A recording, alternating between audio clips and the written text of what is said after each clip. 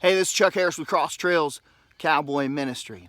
You know, there was an old man who was kind of a miser, man. He worked his whole life and he saved and he scrimped and he saved all his money and put it back. And there was nothing more important to this guy than his money.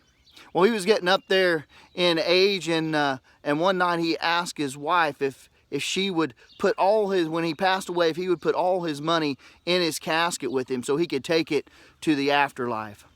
Well, his wife kind of hesitated, but she finally agreed, and so shortly thereafter, the old man passed away. Well, he was laid out there in his casket, and the pallbearers came, and they were just about ready to close the casket, and his wife got up, and she had this shoebox with her, and she placed the shoebox in his casket, and then the casket bearers took the casket away. Well, she sat back down and beside her friend said, "Hey, you didn't really put all that money in the casket?" And she said, "Yeah." She said, "I did." She says, "You know, I'm a good person." She says, "I'm good for my word. I don't ever want to go back on my word." And she says, "So what I did was yesterday," she said, "I took all his money and I put it in my account, and I wrote him a check, put that in there with him." You know, our plans, they don't always line up, right? The best plans sometimes go awry.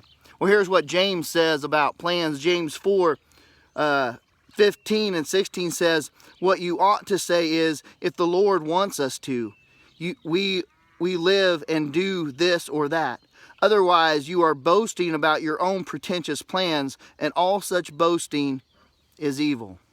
Let me tell you, making plans is not a bad thing, right? We're taught at an early age to measure twice and cut once. We're taught when we're building fence to set a strong corner and use new posts and new wire, right? Because we want it to last. So plans are not a bad thing.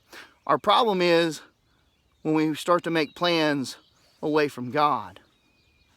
Just something to think about. That's all I got. Sermon in a minute.